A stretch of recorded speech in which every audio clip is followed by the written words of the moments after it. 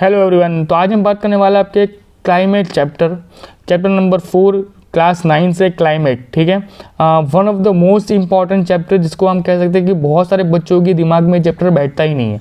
क्यों? क्योंकि इसके अंदर टेम्परेचर की बात की होती है। इसके अंदर आपकी साउथ की हवा नॉर्थ में चल रही है, नॉर्थ की हवा साउथ में चल रही है, ईस्ट की हवा वेस्ट में, वेस्ट की ईस्ट में, सर्कल पे सर्कल घूमे जा रहा है, कौन सा लॉन्गिट्यूड कौन सा लैटिट्यूड है, किस तरह हेमिस्फीयर कौन सा हेमिस्फीयर, किस तरह के हेमिस्फीयर, कुछ लोगों को कुछ समझ में नहीं आता। मैंने इस चैप्टर के अंदर, ये चैप्टर आपका हो सकता है कि ये वीडियो आपका लंबा बन जाए, बट मैंने टिपिकल बेस टू बेस और टॉपिक टू टॉपिक मैंने बात करने की कोशिश की है, जिससे कि आपको ये चैप्टर लेंथी लगेगा बट आपका चैप्टर एक बार में खत्म हो जाएगा और आपके सारे कॉन्सेप्ट क्लियर हो जाएंगे। क्लियर? तो लेट्स स्टार्ट अवर चैप्टर। तो इस चैप्टर में हम क्या पढ़ने वाले हैं? तो टेम्परेचर ह्यूमिडिटी के बारे में पढ़ने वाले हैं, एयर प्रेशर के बारे में पढ़ने वाले हैं, क्लाउडनेस के बारे में, फिर सनशाइन के बारे में पढ़ने वाले, रेनफॉल्स आपके स्नेफॉल्स के बारे में पढ़ने वाले हैं, या फिर कह लो आपको कह सकते हैं प्रिसिपिटेशन के बारे में पढ़ने वाले हैं, फिर विंड्स के बारे में पढ़ने वाले हैं। ओके, टिपिकल हमारे यहाँ पे हम लोग किन किन वेदर्स को हम लोग महसूस कर सकते हैं। तो हम लोग यहाँ पे बेसिकली इंडिया के अंदर हम लोगों को जो पूरा सीजन मिलता है, या फिर जो हमारा एटमॉस्फेयर कंडीशन है, वो उसको 3 पार्ट में डिवाइड किया हुआ है। जो सीजन्स आते हैं वो आपके आते हैं विंटर, समर्स और रेन सीजन आते हैं आपके। World wide number of climate change होते हैं वर्ल्ड वाइड। उसमें उसका कोई ऐसा कोई टिपिकल टाइम नहीं होता कि भाई इस टाइम पे ये चेंज होता है, बट हाँ कुछ जगह पे ऐसा होता है कि जो साउथर्न इंडियन पार्ट है, या फिर साउथ इंडिया, मेरे को अलग बता रहा हूँ, ठीक है, साउथ इंडिया का पार्ट है या फिर इंडिया का पार्ट हो, तो इंडिया के अंदर भी दो, जो ऊपर का नॉर्थ का पार्ट होता है उसमें भी कई बार क्लाइमेट कुछ डिफरेंट टाइप का चल रहा होता है, और आपका साउथ के टाइम पे भी या फिर साउथ के एरिया के अंदर भी आपका डिफरेंट आपका चल रहा होता है। दूसरा होता है कि आपका कोस्टल जो रेंज होती है आसपास की, जो आपकी पूरी की पूरी तटिया जो आप कह सकते हैं, जहाँ पे आपके सारे के सारे बीचेस होते हैं, उनके आसपास के एरिया का जो पूरा क्लाइमेट होता है वो कहीं बार डिफरेंट रोल प्ले कर रहा होता है। क्लियर? ओके, आगे बात करते हैं कि जो आपका मॉनसून शब्द है, हम जो अभी हम पढ़ने वाले हैं, मैं आपको बताने वाला हूँ टिपिकल मॉनसून के बारे में डिटेल्स में बताने वाला हूँ। ठीक है, तो मैं आपको बता दूँ कि जो मॉनसून शब्द है वो कहाँ से आया। सबसे पहले वो अरेबिक शब्द है, जो उसमें आपको मौसम, ठीक है, या फिर कह लो कि मौसम, इस टाइप का वर्ड हमको महसूस करने को मिलता है। उसमें से हम लोगों ने रेफरेंस लिया, उसको मॉनसून में कन्वर्ट किया, जिसका एक टिपिकल रीज़न होता है कि जब सीजनल रिवर्सल होता है, मतलब monsoon refers to the seasonal reversal in the wind direction during the year.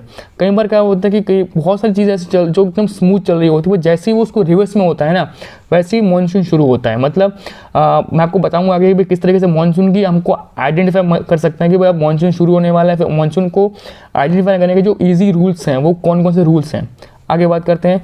तो रिलीजन्स क्लाइमेट, मतलब रीजन्स के ऊपर से क्लाइमेट वेरिएशन कर सकते हैं। तो overall the unit the general climate pattern in India is the typical type of pattern.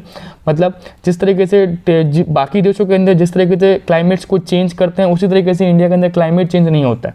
यहाँ पे अलग तरीके से क्लाइमेट चेंज होता है, क्योंकि यहाँ पे होता है कि पूरे साल के अंदर 3 सीजन से 4 सीजन आने कंपलसरी होते हैं। उसी के ऊपर पूरी की पूरी सिविलाइजेशन इंडिया की डेवलप हो रखी है। मतलब अगर आप कह लो कि किसी भी एक एरिया के अंदर कहीं पे भी जो मेन चीज़ का सोर्स ऑफ इनकम होता है, जैसे कि इंडिया के अंदर कोई भी एक पार्ट पकड़ लो, उस पार्ट के अंदर कॉटन की उत्पादन क्षमता पूरे देश से सबसे ज़्यादा है, तो वहाँ पे ब्लैक सोल होनी चाहिए और वहाँ पे प्रॉपरली पानी मिलना चाहिए, और वो लोग पानी के ऊपर डिपेंड करते हैं, और रेन सीजन के ऊपर। अगर 1-2 साल तक रेन नहीं आएगी तो सिंपल सी बात है कि पूरे देश के अंदर कॉटन का उत्पादन की जो क्षमता होगी वो कम हो जाएगी, डिमांड बढ़ जाएगी। समझ रहे हो? तो हमेशा कहीं ना कहीं बहुत चीज़ें ऐसी होती है जो सीजनल के ऊपर डिपेंड करती है। इसलिए इंडिया के अंदर एक टिपिकल टाइप का रिलीजन्स और सीजनल्स को फॉलो किया जाता है कि अगर उसमें कोई भी मिस्टेक होती है या उसमें कोई भी डिस्टर्बेंस होता है, तो सिंपल सी बात है कि उससे पूरी की पूरी इंडियन कम्युनिटी है ना, वो उसको इफेक्ट पड़ता है। क्लियर? आगे बात करते हैं कि जो टेम्परेचर होता है, जो नॉर्मल टेम्परेचर इंडिया के अंदर आ जाता है, वो किस तरीके से होता है। तो ड्यूरिंग द विंटर्स के टाइम पे नॉर्थ एंड वेस्टर्न का जो माउंटेन्स का रीजन होता है वो कम डाउन टू, मतलब जहाँ पे कहाँ का एरिया, हिमालयन रेंज का एरिया बात कर रहा हूँ, वहाँ का जो एरिया होता है, वहाँ का जो टेम्परेचर होता है वो -45 तक पहुँच जाता है। कहाँ पे? जम्मू एंड कश्मीर का पूरा एरिया।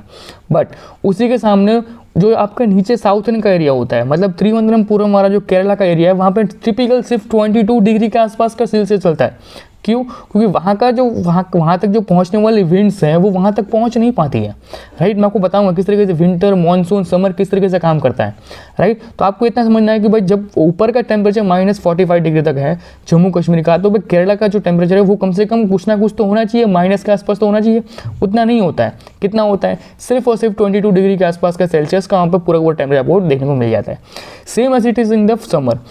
समर के टाइम पे वेस्टर्न राजस्थान के अंदर जो थार वाला पार्ट होता है वहाँ पे आपको 50 डिग्री मिल जाएगा वेस्टर्न के अंदर। कहाँ पे, मतलब जो आपका समर होता है, जब आपका ठंडी का मौसम निकल जाता है, मानसून निकल जाता है, आपको पूरी की पूरी फुल फ्लैश गर्मी पड़ रही होती है, उस टाइम पे आपको वेस्टर्न एरिया, वेस्टर्न रेलवे मतलब वेस्टर्न राजस्थान के अंदर जो थार वाला पार्ट है आपका, ठीक है, टिपिकल आपको बोलते हैं थार का डेजर्ट, जो पूरा का पूरा पार्ट है ना, उसके अंदर आपको 50 डिग्री मतलब तड़कती धूप मिल जाती है। और उसी के सामने आपकी शिलोंग, वहाँ पे आपको सिर्फ और सिर्फ समर के टाइम पे भी आपको 20 डिग्री देखने को मिलेगा। समझ रहे हो, मतलब वो कहीं ना कहीं ठंडे वाला एरिया पूरा का पूरा मेंटेन रहता ही रहता है। क्लियर। तो इस तरीके से पूरे के पूरे इंडिया के अंदर अलग अलग टाइम पे सेम सिचुएशन में, समझ रहे हो, सेम सिचुएशन में बट उनके जो टेम्परेचर होते हैं उनमें बहुत डिफरेंशिएट किया जाता है। इसलिए उनके जो क्रॉप्स वगैरह ग्रो करने का टाइमिंग होता है ना, वो भी डिफरेंशिएट होता है। क्लियर। आगे बात करते हैं। जो इंडियन टाइम होता है उसके अंदर क्या होता है, इंडियन के अंदर ना एक वैरायटी ऑफ टेम्परेचर चलता है कि दिन में टेम्परेचर अलग होगा, रात में टेम्परेचर अलग होगा। और उसी तरीके से जो आपको जो थार का डेजर्ट है उसके अंदर क्या होता है कि जो दिन का टेम्परेचर होता है वो पहुंच जाता है 50 डिग्री के आसपास का, बट आपको जो रात का टेम्परेचर होता है वो सेम नाइट का, मैं बोल रहा हूँ कि अगले दिन का, मैं सेम नाइट की बात कर रहा हूँ कि सेम नाइट में उसी थार डेजर्ट का टेम्परेचर होगा सिर्फ 15 डिग्री के आसपास। समझ लो, तो इतना डिफरेंशिएट हो जाता है, 35 डिग्री का उसमें चेंज आ जाता है एकदम से। वो भी ऐसा नहीं कि वो कह के आ रहा है, एकदम से आ रहा है। सुबह उठोगे ना तो आपको फुल ठंडी पड़ रही होगी, दोपहर तक आता है आपके पसीने छूट जाएंगे, आपको उतनी गर्मी निकलेगी, आप बोलोगे मर जाऊंगा, इतनी गर्मी पड़ती है वहाँ पे। आगे बात करते हैं। बट कुछ ऐसे भी हिस्से हैं जहाँ पे आपको रात का टेम्परेचर और दिन का टेम्परेचर हो उसमें हार्डली कोई डिफरेंस देखने को मिलेगा, हार्डली। मतलब जैसे कि मैंने बताया आपको, अभी केरला के आसपास का एरिया होता है, वहाँ पे अगर 25 डिग्री के आसपास का सेल्सियस में अगर समर में भी आपको देखने को मिल रहा है, तो टिपिकल रात के टाइम पे भी आपको वही टिपिकल सिचुएशन देखने को मिलेगी, 25-24 के आसपास आपको सीजन में आपको देखने को मिल जाएगा। आगे बात करते हैं, आपका मोस्ट इंपॉर्टेंट पॉइंट होता है, उसको हम कहते हैं प्रेसिपिटेशंस के बारे में। अब आपको जो प्रेसिपिटेशन होता है ना, वो बेसिकली डिपेंड करता है कि किस तरीके से सिचुएशन चेंज हो रही है, किस तरीके से कौन सी सिचुएशन की किस टाइप पे चेंज होने हैं, उसको हम कहते हैं कहीं ना कि प्रेसिपिटेशन कहते हैं, कि किस चीज़ से रिलेटेड होने के कारण कोई चीज़ चेंज हो रही है, हम उसको कहेंगे प्रेसिपिटेशंस के बारे में। ओके, आपकी बुक में दिया हुआ टॉपिक। आगे बात करते हैं। जब स्नोफॉल्स ओकर ऑन द अपर हिमालयंस के पास जो ओकर होती है और उसी रेस्ट ऑफ के पास से country will receive the rainfall. जब आपके ऊपर के पार्ट्स के अंदर स्नोफॉल शुरू हो जाती है तब कहीं ना कहीं थोड़े टाइम के बाद आपके रेस्ट ऑफ द कंट्री के ऊपर रेनफॉल्स का भी आना शुरू हो जाता है।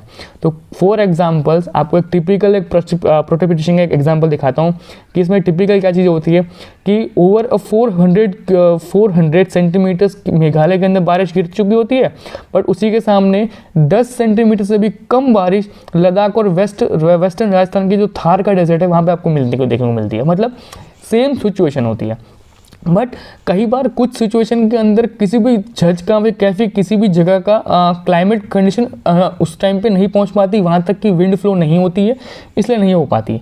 ठीक है, टिपिकल सिचुएशन ये कहती है कि जब भी हिमालयंस के अंदर रेनफॉल होता है या फिर स्नोफॉल होता है तो उसके बाद आपको टिपिकल बाहर के एरियाज़ के, मतलब जो कंट्री के बाहर के एरिया फिर कंट्री के इनर एरियाज़ होते हैं वहाँ पे आपको स्नो के बाद रेनफॉल देखने को मिलना चाहिए।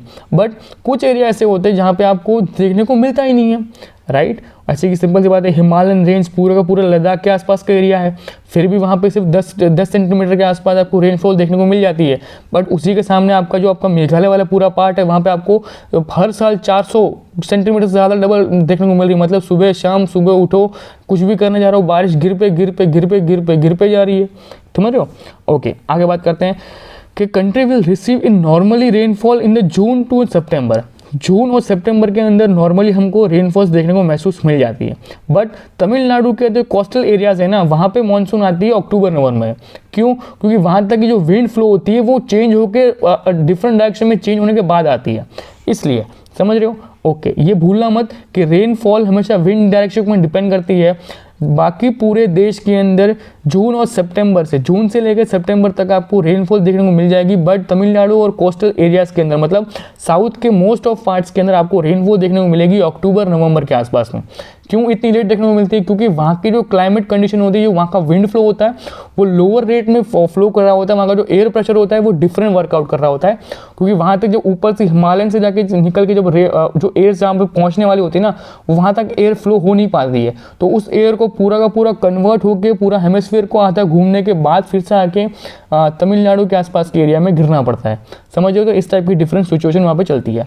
ओके, आगे बात करते हैं। तो coastal region experience the different weather condition in the every different situation, कि अगर बहुत ज़्यादा अगर ऐसा होगा तो rainfall also decrease from east to waste.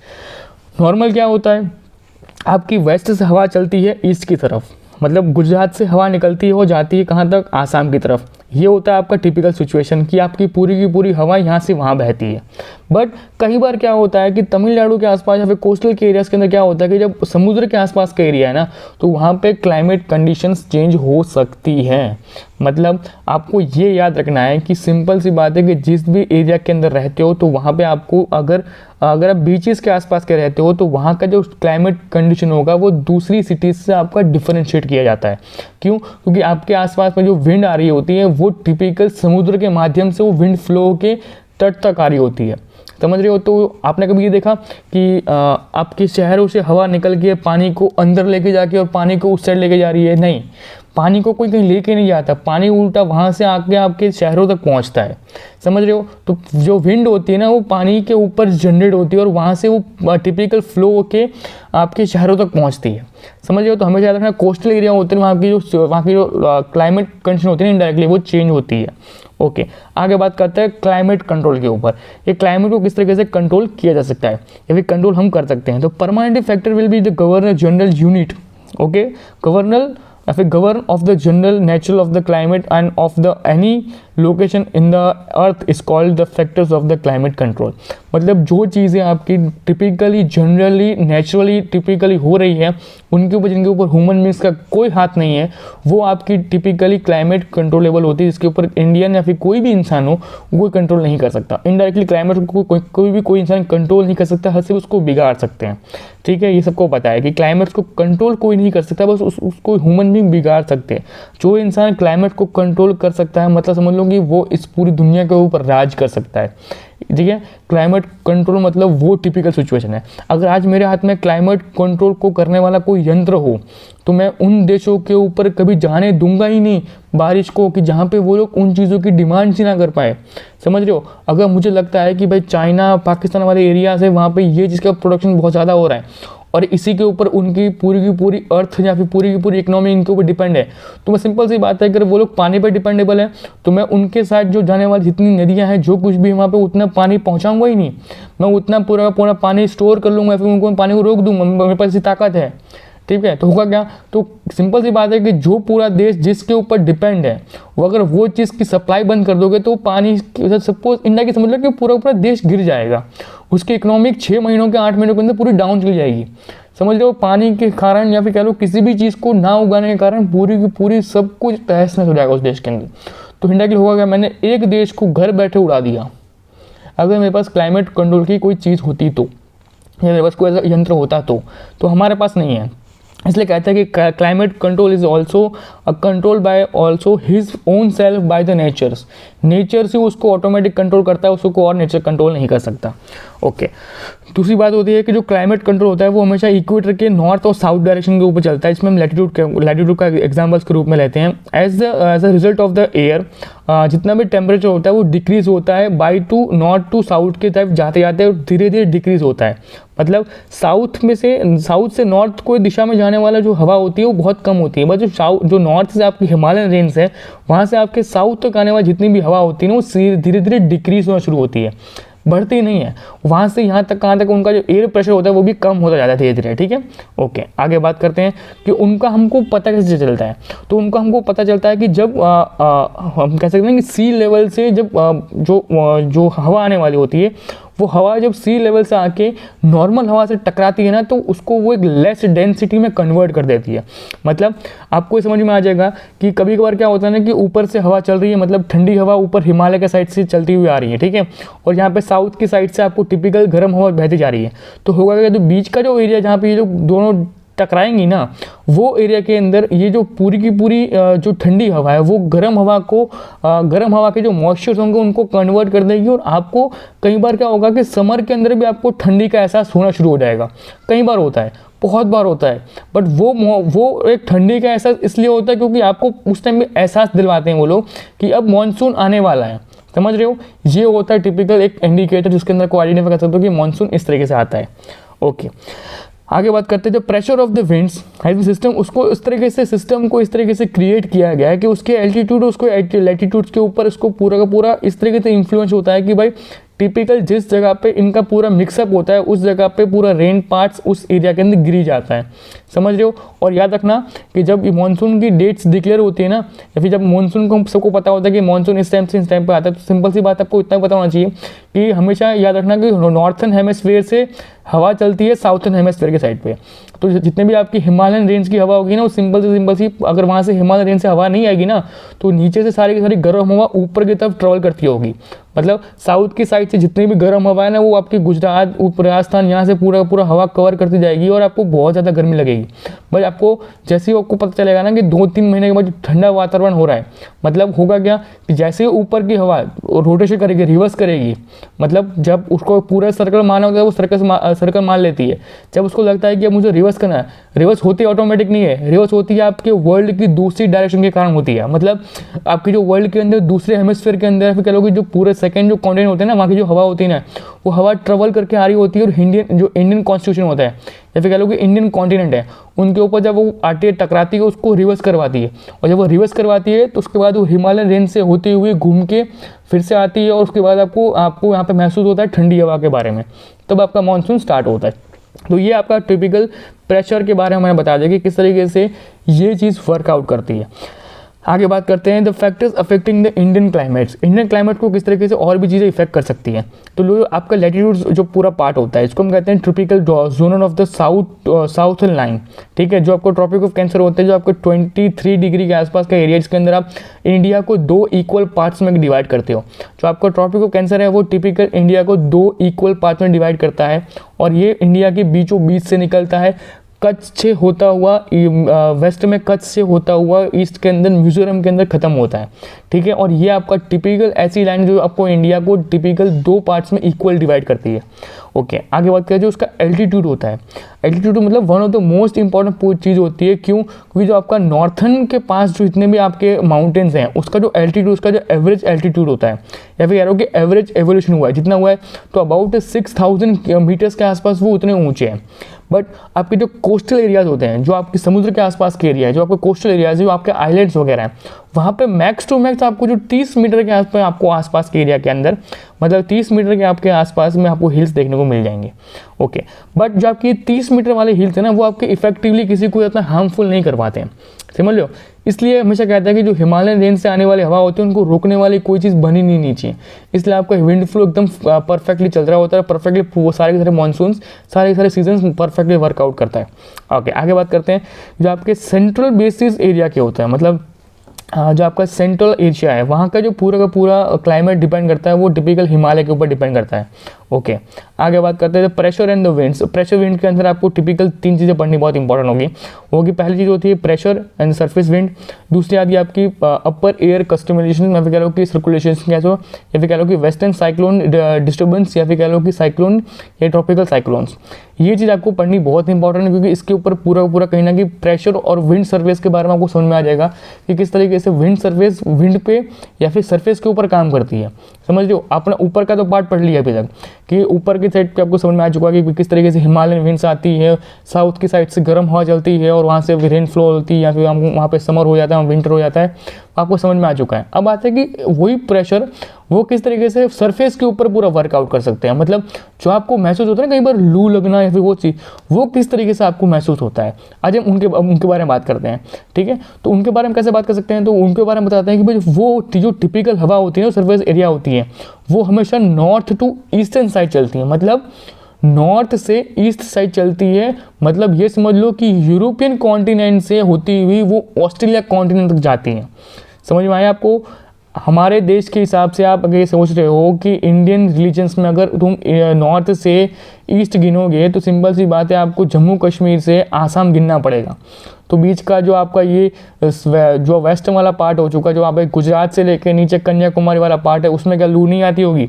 उसमें आती होगी, क्यों नहीं आएगी?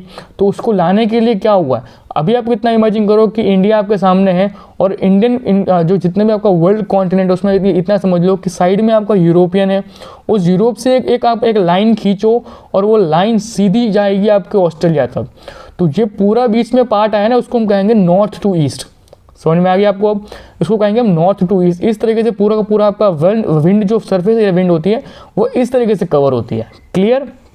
ओके, आगे बात करते हैं। और जो आपकी मोस्ट इंपॉर्टेंट चीज़ होती है इसको हम कहते हैं कोरिलेट फोर्सेस। ठीक है, ये किस टाइप की होती है? तो ये हमेशा याद रखना कि जो टिपिकल लिटिल मॉइस्चर्स या फिर लिटिल मतलब बहुत छोटी रेन को वो लोग कैरी करके चलते हैं। ये रेन नहीं होती है, बहुत लिटिल पार्ट में होती है और ये बहुत ज़्यादा मॉइस्चर होती है, मतलब इसमें गर्मी बहुत ज़्यादा होती है। और ये इतने प्रेशर की विंड्स होती है ना कि ये टिपिकल कहीं पे भी जाके बहुत ज़्यादा विंटर्स के अंदर ये बहुत ज़्यादा हाई प्रेशर की बन जाती है। आपने अगर सुबह सुबह कभी विंटर के टाइम पे अगर सुबह उठ के देखा है तो धुम्मस जम जाती है। तो धुम्मस क्या होती है? धुम्मस का मतलब होता है कि वो एक स्मॉल पार्टिकल ऑफ मॉइस्चर है जो इतने मोटे हो चुके हैं, जितने के पास इतना प्रेशर हो चुका है कि वो लोग वहाँ से मूव नहीं कर पा रहे हैं, इसलिए वो जाके कहीं ना कहीं किसी चीज़ के ऊपर आके बैठ जाते हैं। ठीक है, जितना प्रेशर बनता है, जितनी गर्माहट दिन में होती है, उसी का डबल मॉइस्चर रात को आपको देखने को मिल जाएगा। क्यों? क्योंकि सिंपल सी बात है, आपके घर में अगर एसी हो तो आपने ऐसी चीज़ का महसूस किया होगा। आप एसी चलाते हो तो रूम की दीवार के साथ साथ जो नीचे टाइल्स होती है वो टाइल्स भी ठंडी होती है। क्यों? अब क्यों होती है उसका रीज़न इतना है कि जो आपकी ठंडी हवा होती है वो बहुत भारी होती है, राइट। तो इस एयर का प्रेशर इतना ज़्यादा होता है कि वो नीचे उसको गिरना पड़ता है, इससे वो नीचे गिरती है तो आपके नीचे के टाइल्स भी ठंडी हो जाती है।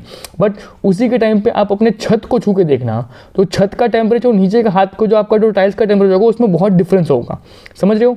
ये रीज़न होता है कि जब आपको विंड का जब एयर एसी चलाते हो तो एसी के थ्रू से एसी के वाट से जो निकलने वाली हवा होती है वो एकदम ठंडी और एकदम भारी हवा होती है, इसलिए वो आपको रूम के टेम्परेचर को गर्म होने से बचाती तो है, आप उस रूम के टेम्परेचर को ठंडा भी करती है, बट उसके साथ साथ उसकी जो हवा होती है वो आपको वहाँ पे नीचे बैठ जाती है। इसलिए आप कहते हैं कि जब एसी को बंद कर देते हैं ना तो एसी के बंद करने के 1-2 घंटे बावजूद भी आपको उस रूम के अंदर टाइल्स को ठंडा महसूस आपको होता है। क्यों? क्योंकि उस टाइल्स के ऊपर ऑलरेडी उन लोगों ने या फिर ऑलरेडी उस गर्म हवा ने पूरा जो ठंडी हवा उस ठंडी हवा ने ऑलरेडी उस पूरे एरिया को कवर कर रखा है अपनी ठंडी एरिया से। ओके, तो इस तरीके से कुछ आपकी विंटर काम करती है। ओके, ये मैंने पूरा समझा दिया आपको। और इसी के अंदर आपका मानसून भी आ जाएगा। मानसून में कुछ इस तरीके से काम करता है। आगे बात करते हैं जो अपर एयर कल्टीवेशंस के बारे में या फिर विंटर साइक्लोन डिस्टर्बेंस के बारे में बात करते हैं। इसमें आपको एक सबसे टिपिकल टर्म को याद रखना है, उसको हम कहते हैं जेट स्ट्रीम। अब जेट स्ट्रीम वैसे याद रखना है, उसकी लोकेशन हमेशा 23 डिग्री के आसपास में और 27 डिग्री 30 डिग्री के आसपास में उसके लॉन्गिट्यूड में होती है और वहीं से हमेशा फ्लो होती है। और जब आपकी जो जेट स्ट्रीम होती है वो टिपिकली वेस्टर्न साइड से या साउथर्न साइड से कहीं पे भी एक्सपेक्टेड कर सकते हैं, बट वो हमेशा एक्सपेक्टेड करना कि वो हमेशा समर्स को लेके आती है। किसको लेके आती है? टिपिकल समर्स को लेके आती है। ओके, और याद रखना है ये हमेशा आपकी मेडिटेरियन रीजन से लेके विंटर को वहाँ से ख़त्म करने के बाद जो वहाँ से हवा बच जाती है वो नॉर्थ साइड से वेस्ट साइड की तरफ फ्लो करती है और टिपिकल साइक्लोन्स मानसून को अक्टूबर नवंबर में लेके आती है। बट याद रखना, मैंने आपको बताया कि किस तरीके से मानसून अक्टूबर नवंबर में कहाँ पे आता है। हमेशा सिंपल सी बात है, कहाँ जाता है? आपके नीचे के टाइप पे तमिलनाडु के आसपास के एरिया के अंदर आपको मानसून देखने को मिलेगा। अगर आप गुजरात में रहते हो तो आपको अक्टूबर नवंबर में आपको टिपिकल ठंडी का महसूस धीरे धीरे होना शुरू हो जाएगा, राइट। अगर वहाँ पे आप हरियाणा यूपी के आसपास के एरिया में देखते हो तो आपको ठंडी का एहसास धीरे धीरे होना शुरू होता है, बट आपको बारिश देखने का महसूस नहीं होती है। आपको बारिश कहाँ देखने को मिलती है इस टाइम पे? आपको अक्टूबर नवंबर में हमेशा आपको तमिलनाडु कन्याकुमारी के आसपास के एरिया में आपको सिंपल सी बात देखने को मिलेगी। क्यों? क्योंकि इसका विंड फ्लो किस तरह से हुआ, तो इसका विंड फ्लो कहाँ से हो रहा है? अब इसका विंड फ्लो हो रहा है उल्टा हो रहा है। मतलब हमने अभी बताया, मैंने आपको कहाँ से बोला अभी, इंग्लैंड से लेकर ऑस्ट्रेलिया तक आप लाइन खींचो तो इसको हम कहेंगे नॉर्थ टू ईस्ट कहेंगे। क्लियर? ओके, बट अब क्या हो रहा है? नॉर्थ टू वेस्ट, मतलब ऊपर जापान से अगर आप लाइन खींचो, उसको लाइन में क्रॉस खींचो, सीधा अंटार्कटिका के पॉइंट के ऊपर खींचो, तो क्या होगा? तो सिंपल सी बात है, आपका जो साउथर्न का पूरा पार्ट है वो कवर होकर निकलेगा। तो वहाँ से जो हवा आ रही है ना, वो हवा वहाँ से आने के बाद बे ऑफ बंगाल की हवा से मैच होने के बाद आपके जो साउथ का पूरा पार्ट है वहाँ पे वो पूरा मानसून का महसूस करवाती है। क्लियर? ये उसको कहते हैं हम लोग जेट स्प्रे के आसपास, जैसे आप कहोगे जेट स्ट्रीम, स्प्रे नहीं, ठीक है। हाँ, ओके, आगे बात करते हैं और कौन सी इंपॉर्टेंट चीज़ आपकी इसके अंदर रखी है। तो उसके अंदर और भी आपकी जो चीज़ें मोस्ट इंपॉर्टेंट दे रखी है ना, उसके अंदर एक चीज़ है कि आपकी जो पेनिनसुला प्लेट्स हैं उसके ऊपर इंडियन जब इंडियन के साथ जब इंडियन विंड की तरफ वो महसूस होती है, फिर इंडियन जो विंड्स होते हैं उसका जो स्ट्रक्चर बनता है, तो वो 14 डिग्री के आसपास का स्ट्रक्चर बनता है। वो समर मंथ की स्टार्टिंग्स में होती है, मतलब कि जब भी समर मंथ का स्टार्टिंग होने वाला होगा ना, मतलब गर्मी का जब आगमन होने वाला होगा, तब वो धीरे धीरे उस चीज़ को एक्सचेंज करेगी, मतलब चेंज करेगी अपने क्लाइमेट्स को वगैरह को, वो लोग धीरे धीरे चेंज करेंगे। ओके, आगे बात करते हैं। आपका जो फेरल लॉस होता है, फेरल लॉ किसको कहते हैं? अब फेरल लॉ उसको कहते हैं जिसके अंदर आपका अर्थ रोटेशन करता है, सारी एयर्स को रोटेशन करता है, और सारी जो एयर होती है वो हमेशा रखना कि north hemisphere to south hemisphere चलती है। जितनी भी आपकी एयर्स है, मतलब इतना समझ लो कि राइट टू लेफ्ट की साइड सारी की सारी विंड्स चलती है। राइट टू लेफ्ट, मेरा राइट हो तो आपका भी राइट है, और आपका लेफ्ट है तो मेरा भी लेफ्ट है। याद रखना, लेफ्ट टू राइट सारी की सारी विंड्स चलती हैं। बट आपका फेरल लॉ क्या कहता है? फेरल लॉ ये कहता है कि अगर किसी टाइम पे कोई विंड्स उल्टी चल जाए तो क्या होगा, समझो। मतलब इंडिया के ऊपर टिपिकल जिस ट्रेंड के ऊपर हवा चलती है वो कौन सी होती है? तो राइट हवा होती है वेस्ट टू ईस्ट की, ठीक है, और या फिर नॉर्थन हेमिस्फीयर से साउथर्न हेमिस्फीयर के ऊपर चलना, ये एकदम टिपिकल चीज़ होती है। जो ये अगर परफेक्ट चल रही है उसको कहेंगे फेयर लॉ, क्लियर। और जहाँ पे ये उल्टी हो गई, जहाँ पर ये उल्टा हो गया, समझो, तो वहाँ पे वो पूरे अर्थ के अगेंस्ट में विंड फ्लो हो रही है, पूरे इंडिया के जो विंड फ्लो उसके अगेंस्ट में हो रही है, तब वो क्लाइमेट चेंज होती है, उसकी वेलोसिटी चेंज हो जाती है। वहाँ से उसको आपको समर के रूप में या विंटर के रूप में या फिर मानसून के रूप में आपका एक आधे सीजन आके चिपक जाएगा। और जब वो चिपक गया ना, तो मतलब समझ लो कि आपका वहाँ पे एक सीजन ने अपना लेंथ तोड़ा है, मतलब पूरे के पूरे सारे सीजन की लेंथ टूटती है। अब लेंथ हम नहीं तोड़ते हैं, टिपिकल विंड्स तोड़ती हैं, और वहाँ तक वो विंड्स हमेशा 2-3-4 सालों के अंदर एक बार विंड टूटती है। ओके। दूसरी चीज़ कि आपकी जो जेट स्ट्रीम्स होती हैं वो हमेशा हाई अल्टीट्यूड, मतलब 1200 मीटर्स के ऊपर के एरियाज़ के अंदर टिपिकली फ्लो आउट होती है। वो आपको नीचे देखने को नहीं मिलती हैं, बस उनकी स्पीड बहुत ज़्यादा होती है। उनकी स्पीड होती है 101 किलोमीटर, मतलब 10 किलोमीटर के आसपास की स्पीड होती है, जो कि आपकी समर टाइम पे हो जाती है अप्रॉक्सीमेटली 184 किलोमीटर पर आवर के आसपास की उनकी स्पीड हो जाती है। बट ये जो स्पीड होती है ये 1200 मीटर हवा में होती है, मतलब बहुत ऊपर के एरिया के अंदर होती है। वहाँ पे आप इमेजिन कर सकते हो कि अगर वहाँ पे इस टाइप की स्पीड चल रही है, ऐसे नॉर्मल है बट ऐसे बहुत ज़्यादा है, समझ रहे हो। ओके, इसलिए हमको ना हर एक सीज़न के बीच में बहुत लंबा टाइम मिलता है। तो टाइम देने का मतलब क्या है कि जो ऊपर हवा चल रही है ना वो एकदम स्लो चलती है। 110 किलोमीटर प्रति आवर घंटे की हवा से तो हमारी बाइक अगर आगे आजकल चलती रहती है, ठीक है, तो उसकी टिपिकल स्पीड से चलेगी, तो सिंपल सी बात है वो उसको बहुत लंबा सफ़र तय करना होता है, और उसको एग्जैक्ट पता होता है कि किस जगह पर वो चीज़ कब कहाँ कैसे गिरनी है। क्लियर। ओके, आगे बात करते हैं हम इंडियन मानसून के बारे में। जो हमने अभी तक बात की वो सारा कोई मानसून के बारे में बात तो थी, ठीक है। अब हम करते हैं एक और चीज़, बात करते हैं कि जो मैकेनिज्म ऑफ मानसून होता है वो किस तरीके से काम करता है। जो आपका मानसून का मैकेनिज्म है वो किस तरीके से काम करता है? वो काम करता है आपका typical heating and cooling lands के वाटर के ऊपर, कि अगर जहाँ पे आपको, मैंने आपको पहले बताया कि किस तरीके से रूम को ठंडा किया जाता है, किस तरीके से मॉइस्चर आता है, किस तरीके से विंटर के अंदर मॉइस्चर देखने को मिलता है, वही सेम सिचुएशन होती है इंडिया के अंदर जब inter tropical convergence zones create होते हैं। उस जोन से क्या होता है, तो सिंपल सी बात है, समर सीजन होता है ना, वो शिफ्ट होता है, अपनी पोजिशंस को गंगा प्लेन्स के ऊपर शिफ्ट करता है, और उसी के बाद टिपिकल मानसून थ्रू आउट चालू होते हैं। और जैसे मानसून थ्रू आउट चालू होते हैं तो सिंपल सी बात है कि वो अपनी हवा को फ्लो करना शुरू करते हैं। मतलब वो टिपिकल अपनी विंड्स होती है उनकी स्पीड्स को बढ़ाते हैं, और वो स्पीड्स आकर टकराती है अरेबियन सीज के ऊपर है, कई बार टकराती है वो बे ऑफ बंगाल की सीज के ऊपर है, तभी आपको मानसून का महसूस करना शुरू होता है। ओके, तो टिपिकल इस टाइप की सिचुएशन होती है। दूसरी चीज़ जो आपकी ईस्टर्न मडगास्कर से होती है, आपका जो आपका ईस्ट साइड से आपका मडगास्कर है, वहाँ से जो पूरी विंड्स आ रही होती है, जो हाई प्रेशर विंड्स आ रही होती हैं, वो अप्रॉक्सीमेटली इंडियन ओशन के ऊपर से आके बह के पूरी हाई प्रेशर में कन्वर्ट होकर इंडियन मानसून में कन्वर्ट हो जाती है। क्यों? क्योंकि वो अपने साथ बहुत ज़्यादा मॉइस्चर को लेकर आ रही होती हैं। और इंडिया में रिसेंटली ख़त्म क्या हो रहा होता है, तो इंडिया के अंदर रिसेंटली समर खत्म हो रहा होता है। तो जैसे ही समर खत्म हो रहा होता है उस टाइम पर अगर ये गर्म हवा अपने साथ पूरी मॉइस्चर लेके आ रही है तो क्या होगा, तो गर्म हवा प्लस ये ठंडी हवा, तो सिंपल सी बात है बारिश होना कंफर्म है। तो इस तरीके से इंडियन मानसून की शुरुआत होती है। ओके, आगे बात करते हैं जो आपका टिपिकल आपकी जो टिबेटन प्लेट्स होती हैं वो मोस्टली समर टाइम के ऊपर बहुत ज़्यादा हीटअप फैलाती है, इतनी हीटअप फैलाती है कि जो उनका जो लो प्रेशर एरिया होता है ना वो मतलब सी लेवल से 9 किलोमीटर दूर होता है, मतलब उस लेवल की वहाँ पे हीट होती है कि उसके आस जो आप ये समझ रहे हो ना कि 9 किलोमीटर तक क्या होता है, तो 9 किलोमीटर तक आपको सिर्फ और सिर्फ गर्मी का एहसास होगा, मतलब इतनी लंबी रेंज होती है सी लेवल से उसकी, समझ रहे हो, ये होता है। तो इस तरीके के जो कुछ मानसून सीजन चलते हैं आपके इंडिया के अंदर, आपको ये ना एक चीज़ जो आपको बहुत इंपॉर्टेंट चीज़ समझनी है वो आपका है E level nano southern Australia oscillation, समझ सकते हो।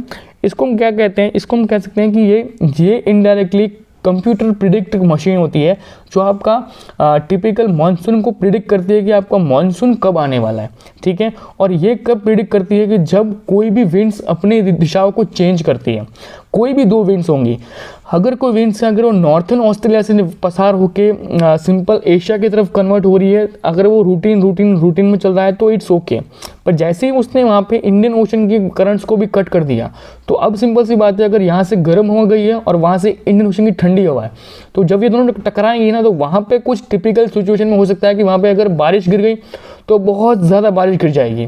क्यों? क्योंकि वो अपने साथ बहुत ज़्यादा हवा को लेकर चल रही होती है और वहाँ से कोई गर्म हवा लेकर चल रही होती है। सिंपल सी बात है, आपको बता दिया मैंने कि जहाँ से गर्म हवा जा रही है वहाँ से ठंडी हवा जा रही है, जिसकी डेंसिटी सबसे ज़्यादा होगी वो सिंपल सी बात है नीचे गिर जाएगी। तो सिंपल सी बात है, जब पानी के मैंने पहले बताया था कि हवा के अंदर डेंसिटी सबसे ज़्यादा कब होती है, जब वो उसके अंदर पानी होता है, जब वो ठंडी होती है।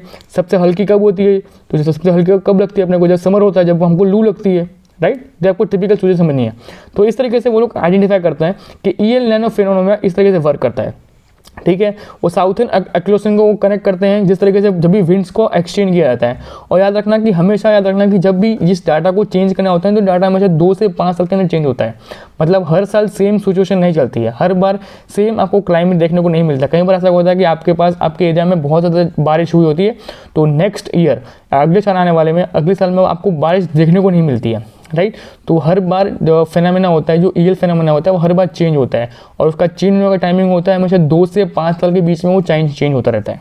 ओके, आगे बात करते हैं outlet and the withdrawal of the monsoon, कि मानसून के जाने का टाइम कैसे होता है। तो starting from the June to southern part of the Indian peninsula और the monsoon the later between the 100 to 120 days and withdrawal mid to the mid September, कि मिड सेप्टेम्बर के आसपास के एरिया तक आते आते वो जो पूरा मानसून टिपिकल पार्ट जा चुका होता है। क्लियर। आगे बात करते हैं कि जिस भी तरीके से फिनोमिना वर्कआउट कर सकता है। तो जब ब्रूस्ट मानसून का टाइम होता है, जब मानसून बर्स्ट होता है, तो उस टाइम पे क्या होता है, सिंपल आपके डिफरेंट मानसून शावर्स शुरू हो जाते हैं।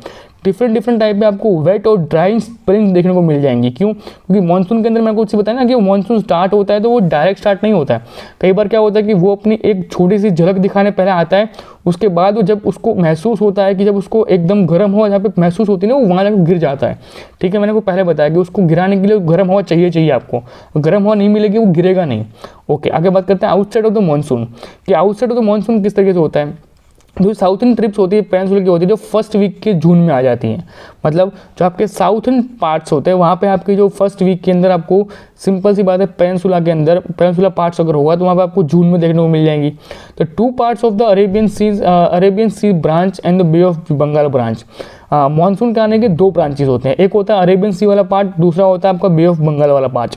दोनों पार्ट्स के ऊपर डिफरेंट टाइप का वर्कआउट होता है। किस तरीके से होता है, जो आपका अरेबियन सी होती है उसके अंदर क्या होता है कि नॉर्थन अलोंग टू वेस्टर्न घाट, कि नॉर्थन से आने वाली वेस्टर्न घाट तक होते हुए निकलती है और रीचिंग होता है मुंबई के अंदर 10 जून को, और उसके बाद वो कवर करती है सून वो कवर करती है कहाँ पे, सौराष्ट्र और कच्छ को कवर करती है। उसके बाद वो central part of the Deccan plateaus, मतलब मध्य प्रदेश के आसपास के एरिया को कवर करती है। तो इस तरीके से उस पूरे विंड का एरिया खत्म हो जाता है।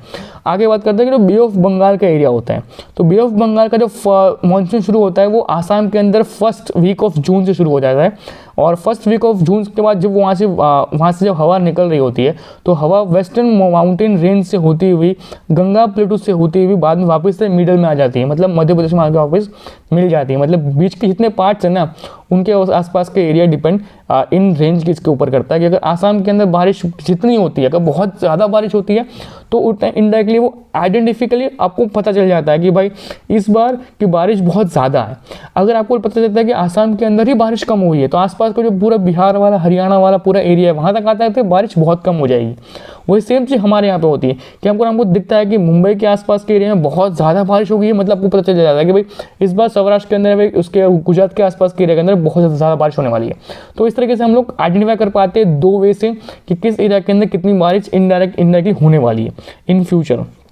ओके आगे बात करते हैं, और भी डेट्स दी हुई हैं, जैसे कि नॉर्थन वेस्टर्न पार्ट्स के अंदर गंगा प्लेट्स के अंदर गंगा प्लेन्स के ऊपर जब मानसून आता है, एंटर करता है, जब वो दिल्ली के अंदर जाता है, तो दिल्ली के अंदर typical end of the June के आसपास में, अल्टरनेटिव 29 जून के आसपास में वहाँ पे समर पहुँच जाता है। और जो उसका मानसून होता है वो टिपिकली उत्तर प्रदेश, पंजाब, हरियाणा और ईस्टर्न राजस्थान के आसपास फर्स्ट वीक ऑफ जुलाई तक पहुँचता है। समझ रहे हो, जून उसके बाद जुलाई, मतलब इस तरीके से बहुत लेट कहीं ना कहीं पहुंच पाता है। ओके आगे बात करते हैं विड्रॉवल ऑफ द मानसून। फिर से बता रहा हूँ कि किस तरीके से मानसून निकल जाता है। Okay by the process of the starting the earlier in September in the northern western states, सितंबर के आसपास में वो पूरा नॉर्थन वेस्टर्न स्टेट्स की वजह से धीरे निकल जाना शुरू हो जाता है। और mid October the withdrawal completely from the northern hemisphere, मतलब जितना भी ऊपर का नॉर्थन का हेमिस्फीयर होता है, जो पूरा पेनिनसुलर पार्ट है, ऊपर का नॉर्थन का पार्ट है, वहाँ से धीरे धीरे मिड अक्टूबर तक तो पूरा का पूरा समर निकल चुका होता है। कई बार तो कहीं पे बहुत पहले अक्टूबर मतलब निकल जाता है, और कहीं बार लास्ट में निकलते एक आध 2 बार बारिश गिर जाती है। समझ रहे हो, इस तरीके से होता है। ओके दूसरा बात होता है कि जो आपका साउथर्न पार्ट होता है वहाँ पे फेयरली रैपिडली, मतलब वहाँ से जो मानसून होता है वो दिसंबर के एंडिंग तक निकलता है। ठीक है, जैसे मैंने आपको पहले बताया कि तमिलनाडु के आसपास के एरिया में जो मानसून होता है वो बहुत लेट निकलता है। क्लियर। ओके आगे बात करते हैं कि और जो इंडियन आइलैंड्स हैं, जो मानसून के रिलेटेड जो इंडियन आइलैंड्स हैं वो किस तरीके से काम करते हैं। तो first monsoon shower in the last week of the April to the first week of May, जो आपके टिपिकल आइलैंड्स वगैरह हैं वहाँ पे किस तरीके से, वहाँ पे जब मानसून रिसीव होता है तो किस तरीके से रिसीव होता है। दूसरी चीज़ कि वहाँ से जो टिपिकल मानसून निकलता है तो कब निकलता है, तो नॉर्थ टू साउथ की तरफ निकलता है। जब रिवर्स डायरेक्शन करता है ना, तब वो फिर से वापस आता है जब वो फर्स्ट वीक ऑफ दिसंबर से लेके फर्स्ट वीक ऑफ जनवरी तक फिर से उनको पूरा विंटर का एहसास फिर से होता है। याद रखना, विंटर और मानसून का एहसास वहाँ पे इस तरीके से किया जाता है कि वहाँ पे उनको कई बार दिसंबर के टाइम पे उनको 2 सीज़न का एक्सपीरियंस एक साथ करना पड़ता है, जब एक ही सीज़न के अंदर उनको मानसून और एक ही सीज़न के अंदर उनको विंटर का एहसास मिल जाता है। ये कुछ इंपॉर्टेंट फीचर्स है जिनको आपको रीड कर लेना, क्योंकि इनके बारे में मैं ऑलरेडी ऊपर आपको बता चुका हूँ कि किस तरीके से काम करते हैं, बट इनको एक बार रीड कर लेना। ओके अब हम बात करते हैं सीजन्स के बारे में। इसके अंदर मैं आपको सिर्फ 2-3 सीजन बताने वाला हूँ। इसके अंदर आपको जो मोस्ट इंपॉर्टेंट सीजन होगा ना, मैं आपको देखो विंटर के बारे में आपको इतना डिटेल में बता चुका हूँ मैं आपको। ओके हाँ, मैं आपको इसके बारे में आपको खाली समर के बारे में बताना चाहूँगा कि भाई summer is one of the important क्यों माना जाता है। क्यों? क्योंकि देखो मैंने आपको मानसून के बारे में बता दिया, विंटर के बारे में बता दिया, ठीक है। अब आपको जो मैंने मार्क किया हुआ है ना, आपको वो मार्क को याद रखना है कि भाई ये इंपॉर्टेंट पॉइंट्स है। आपको मैं विंटर के बारे में मैंने बता दिया, मानसून के बारे में बता दिया। अब बता देता हूँ आपको एक समर के बारे में, जैसे कि पूरा लेक्चर एक कंप्लीटली पैकेज के रूप में ख़त्म हो जाए। ओके तो समर किस तरीके से होता है, तो समर याद रखना हमेशा नॉर्थन अवेलेबल मूवमेंट्स के ऊपर डिपेंड करता है। मतलब कि जहाँ पे नॉर्थ साइड में अगर बहुत ग्लोबल हीट बेल्ट को डेवलप कर दिया गया, मतलब जो आपका समर होता है ना वो हमेशा दूसरे देशों के ऊपर डिपेंड होता है कि उन देशों में किस तरीके का समर गया हुआ है, उन देशों के हिसाब से कई बार हमारा समर होता है ना वो डिपेंडेबल होता है, राइट। जो समर होता है टिपिकल इंडिया के अंदर स्टार्ट होता है starting from the March and ended by the May के आसपास में वो पूरा समर खत्म हो जाता है। बट कई बार क्या होता है ना कि कुछ जगहों पे, जैसे कि मैंने पहले आपको बता दिया कि जब मानसून होता है वहाँ पे लेट्स कहीं पर स्टार्ट होता है, तो आपको इतना दिमाग में आना चाहिए। तो फिर वहाँ पे समर वगैरह भी तो बहुत ज़्यादा लेट सिचुएशन में स्टार्ट होता होगा, तो हाँ वो होता है। किस तरीके से होता है, तो कई बार क्या होता है कि जो इंडियन एटमॉस्फेयर है ना वो नॉर्थन साइड से इतना आ रहा होता है, मतलब जो नॉर्थन पार्ट्स है ना इंडिया का, वहाँ से जब पूरी गर्म हवा निकल के आती है नीचे तक पहुँच पाती है, और पूरे मतलब ऐसी हवा होती है जो बहुत ही हल्की हवा होती है। तो जब हल्की हवा है ना वो बहुत ज़्यादा गर्म होती है, समझ रहे हो, उसमें कोई डेंसिटी वगैरह नहीं होती है, वो टिपिकल बहुत ज़्यादा गर्म होती है। वो इतनी गर्म होती है कि वो उससे आपको लू लग सकती है। तो लू लगने का टर्म यूज़ करते हैं ना हमारे घर के आसपास में, हमारी मम्मी वगैरह हमको यूज़ करवाती है कि बेटा बाहर मत जा, बहुत गर्मी है, लू लग जाएगी। तो लू क्यों लगती है? लू लगने का रीज़न ये होता है कि जब थार जैसे नॉर्थ वेस्ट की साइड, मतलब पटना छोटा नागपुर प्लेटूज है वो ईस्ट की साइड है, फिर साउथर्न ईस्ट की साइड, मतलब हमारे गुजरात की साइड से होते हुए नीचे के पूरे पार्ट्स को कवर करते हुए जब लू निकलती है, मतलब ये समझ लो कि अगर आपको बोला जाए कि आपको इंग्लैंड से मतलब यूरोपियन कॉन्टिनेंट से कोई हवा फेंके और वो हवा एकदम हल्की हो, मतलब हल्की क्यों होगी, क्योंकि उसके ऊपर ग्रीनलैंड है, और जब ग्रीनलैंड से हवा निकल के आ रही है तो वहाँ तक आते उसमें कोई डेंसिटी नहीं होती है, वो खाली हवा होती है, और जब खाली हवा होती है उस टाइम पे अर्थ होता है वो टिपिकली सूरज के सामने होता है। जब हवा निकल रही है वो सूरज के सामने है और सूरज एकदम उसके नॉर्थन हेमिस्फीयर के ऊपर पूरा प्रेशर बना रहा है, तो सिंपल सी बात है जो हवा होगी वो एग्जैक्टली गर्म हो जाएगी, और उस गर्म हवा को महसूस हम लोग करते हैं 3 महीने तक, मार्च से लेकर मई महीने तक हम उसको महसूस करते हैं, और उसको हम कहते हैं समर। क्लियर? Okay, done. तो इस तरीके से हम लोगों को लू का एहसास होता है। क्लियर? तो ये मैंने आपको टिपिकल बता दिया, और एक चीज़ आपको बताता हूँ कि कौन कौन से टाइम पे किस टाइम का रिकॉर्ड हमको हमने क्रिएट किया हुआ है। जो आपका टेम्परेचर रिकॉर्ड है ना, कुछ इस टाइप का होता है कि जो मार्च से मई तक के में होता है ना, तो सिंपल के अगर March is highest temperature about 39 degree Celsius in the Deccan plateaus. जितने भी आपके डेक्कन प्लेटूज के ऊपर जितने भी आपके स्टेट्स आते हैं उसमें आपको टिपिकल आपको रेंज में आपको देखने को मिल जाएगा 38 डिग्री के आसपास का टेम्परेचर आपको देखने को महसूस मिल जाएगा।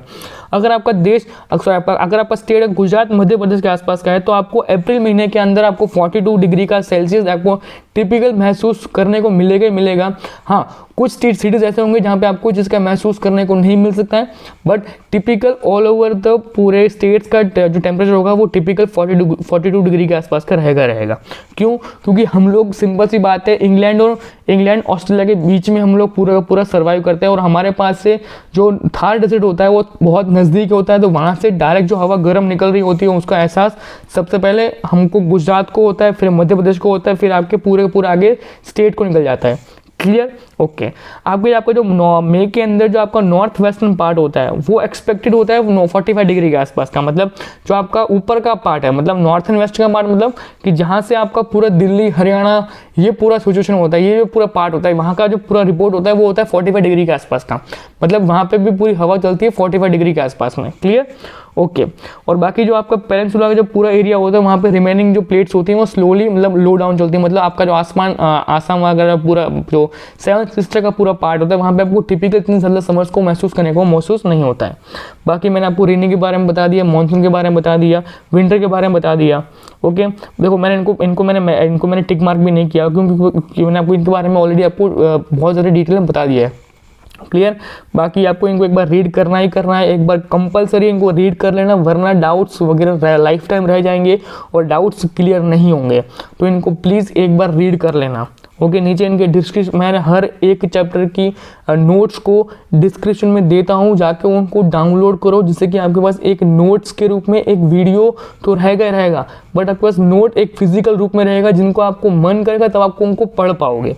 राइट? अब हर बार मेरे वीडियोस को 1-1 घंटे को देखने आओ, बहुत अच्छी बात है, देखो आप उनको देखोगे, मेरे डाउट्स क्लियर होंगे, आपके डाउट्स क्लियर होंगे, अच्छी बात है, बट उनको अगर बार देखोगे तो कहीं ना कहीं आपके डाउट्स बढ़ेंगे। इससे अच्छा कि एक बार नोट्स को एक बार डिटेल्स में पढ़ लो, जिससे कि नोट्स को देखने के बाद जब भी वीडियो को रेफरेंस देखोगे या फिर जब भी मेरे को सुनोगे तो आपके माइंड में और डाउट्स नहीं रहेंगे। क्लियर? तो कुछ इस तरीके का ये चैप्टर है। बाकी ये समरी है, समरी हमेशा याद रखना, मैं हमेशा बोलता हूँ 6 से लेकर 9th क्लास तक अभी तक मैं पढ़ाता हूँ, मतलब अभी आपको 10th 11th 12th के नोट्स भी रेडी हैं, सब मेरे पास रेडी हैं, बट जब उनको वीडियो डालूंगा अभी बताता हूँ कि जब भी मैं बोलूँ कि नोट्स के अंदर समरी दे रहा हूँ, मतलब आपको समरी को आंख बंद करके रीड आउट करके आपको रट्टा मार लो, याद रख लो, इनके बारे में आपको जो डिस्कशन करना है दोस्तों का डिस्कशन करो, क्योंकि summary is the one of the important part for the preparation if you preparation for the any exam. अगर तुम प्रिपरेशन कर रहे हो अपने 9th क्लास की, इट्स ओके, अगर तुम प्रिपरेशन कर रहे हो अपने कॉम्पिटिटिव एग्जाम्स की, इट्स ओके, बट समरीज को रीड कर लेना। समरी के पार्ट्स में अगर रीड करोगे तो आपके टिपिकल बहुत सारे डाउट शॉर्ट्स में क्लियर हो जाएंगे और आपको अंदाजा आ जाएगा कि भाई हाँ भाई मेरे ये टॉपिक क्लियर्स हैं, मेरे टॉपिक क्लियर नहीं है, मुझे इनके ऊपर ये वीडियोज़ को देखने की ज़रूरत है, या फिर मुझे इस वीडियो के अंदर ये कंटेंट को देखने को ज़रूरत मिलेगा। क्लियर? तो इस तरीके से आपको समरी के अंदर बहुत चीज़ें आपको एडवांस में मिल जाती हैं, और बहुत चीज़ें मैंने आपको टिपिकल प्रोवाइड की हुई हैं, हर चीज़ें, ठीक है, नोट्स के अंदर। ओके, तो आज के लेक्चर में इतना ही, मिलते हैं नेक्स्ट लेक्चर में, तब तक वीडियो को लाइक करना है, चैनल को सब्सक्राइब करना है, मिलते हैं नेक्स्ट लेक्चर में, बाय बाय, टेक केयर।